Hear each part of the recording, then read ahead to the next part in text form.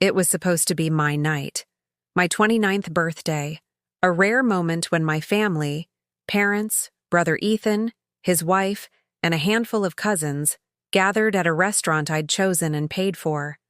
I'd hoped, foolishly, that this year might be different, that my mother wouldn't hijack my celebration, that I, Lauren Carter, wouldn't feel like an outsider in my own story. But as always, she had other plans. Over the clatter of plates and forced smiles, I caught her whispering to my father, her voice sharp as a blade. "Tell Ethan to change the locks at her place while we're all here." My brother nodded, grabbed his jacket, and slipped out. No one else noticed, but I did. I always do. The plan unfolds. I kept my face neutral, slicing my cake with precision while my mother's words burned in my chest. Change my locks, as if my home wasn't mine. My father's response was a low murmur. Wait until after the toast. Ethan returned an hour later, his face ashen, eyes wide like he'd seen something he couldn't unsee. He leaned toward Mom, voice barely above a whisper. "There's police tape across her door." The table went still. Forks hovered, glasses paused. My father's brow furrowed. "What are you talking about?" Ethan's voice trembled. "An officer's there. He said no one's allowed in." Something happened. A chilling message. Before anyone could react, my phone lit up, an unknown number. The text read, "Ms. Carter, this is Officer Daniels, Portland PD. Call us ASAP regarding your apartment."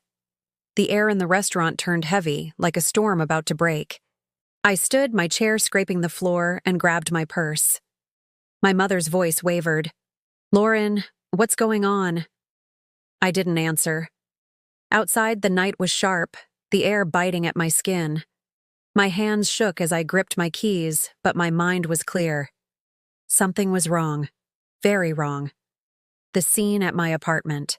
When I arrived at my complex, patrol cars sat ominously in the lot, their lights casting eerie red and blue patterns on the walls. Officer Daniels approached, clipboard in hand. "Ms. Carter? You're the tenant?" I nodded. "What happened?" He glanced at his notes. "A break-in. Your door was forced open. Nothing seems stolen, but we've sealed the area for investigation." My stomach churned. "Who did this?" He hesitated. "We're checking security footage. Anyone have access to your keys?" I paused, then said, "My brother, Ethan Carter." Daniels's eyes narrowed. "Why would he break in?" I steadied myself. "Because my mother told him to change my locks tonight." "Without my permission." A shocking discovery. Daniels's radio crackled. A voice cut through. "We've got prints inside. Sending ID now." His expression shifted. Surprise, then concern. "Ms. Carter, the prints aren't your brother's. Or yours."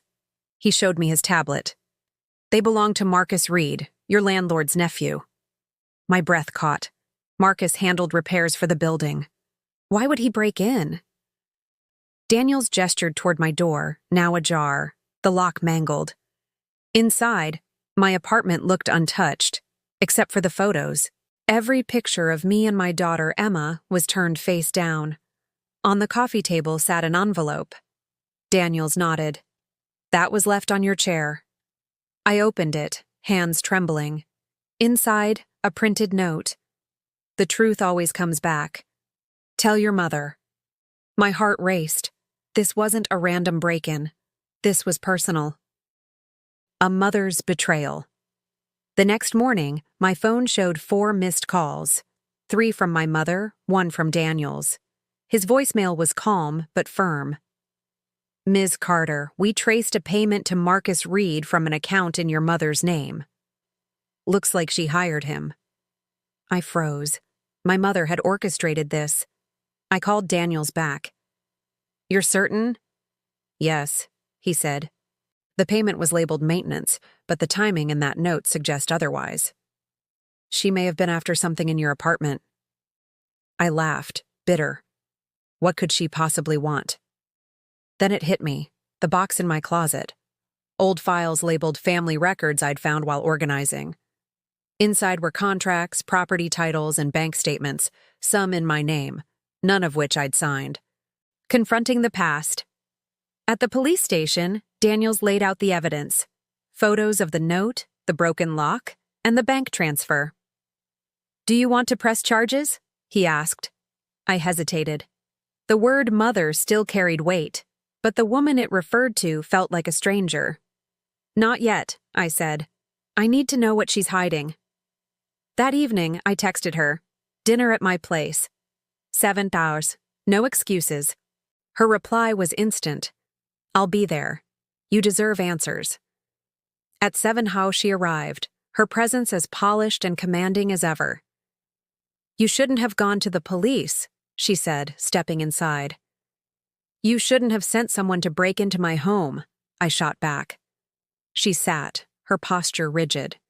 "Those papers you found, they're not yours to keep. Marcus was supposed to get them back." My jaw tightened. "You used my identity to hide your deals. You forged my name." Her eyes flickered, but she didn't deny it. "It was for the family," she said, "to protect our future." I leaned forward. "You mean your future." The truth unravels. I pulled out my phone, recording. The offshore accounts, the properties in my name. Why? Her composure cracked. "You think you're so clever, Lauren. Those documents could ruin your father. Ruin us all." I didn't blink. "You ruined us when you used me as your shield." She stood, pacing. "You were supposed to trust us." "I did," I said. "And you betrayed me." Her voice dropped. "If you turn those papers over, you'll destroy this family." I held her gaze. "You already did that." She left without another word, the door closing like a final judgment. Taking control. The next day, I drove to the Financial Crimes Unit, a folder of evidence beside me. The rain had stopped, the city gleaming under a rare, clear sky. Daniels met me at the desk. "This is everything," I said, handing him the files, titles, forged signatures, and emails linking my parents to years of hidden transactions. He scanned them, impressed. "This is enough to start a full investigation. You'll be cleared of any involvement." I nodded, a weight lifting.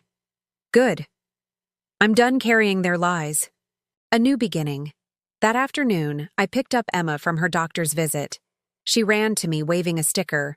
"Mommy, I got a heart." I hugged her tightly. "Me too, sweetheart." At home, I sent one last email to my mother. "The files are with the authorities. Don't contact me again." I closed my laptop, the silence clean and final. That night, I watched Emma sleep, her small chest rising and falling. The city outside hummed, alive and unburdened. I'd spent years under their control. Now, I was free. The fallout weeks later, the case hit the news. Prominent couple investigated for fraud. Daughter's identity misused. I didn't read the articles. I didn't need to. My parents' accounts were frozen, their reputation shattered. My mother's calls stopped, replaced by a silence that felt like victory. Daniels called with an update. "The case is solid. You're in the clear." I thanked him, then looked at Emma, playing with her dolls. She didn't know the full story, but she knew her mother was strong again. A quiet triumph. That evening, I hosted a small gathering. Friends who'd stood by me through the chaos. We raised glasses, not to vengeance, but to new beginnings. "To living on your own terms," my friend Sarah said. I smiled. "And to never apologizing for it." After they left, I stood by my window, the city lights stretching out like a promise. My parents had built an empire of deceit. I'd torn it down with the truth. The next day, I mailed one final document to the DA's office, a bank statement tying their accounts to a shell company. No note, just closure. As I sealed the envelope, I whispered, "This is mine now." Then I turned to Emma. "Pancakes for breakfast?" she grinned. With syrup. Always, I said, and we walked into the morning, free at last.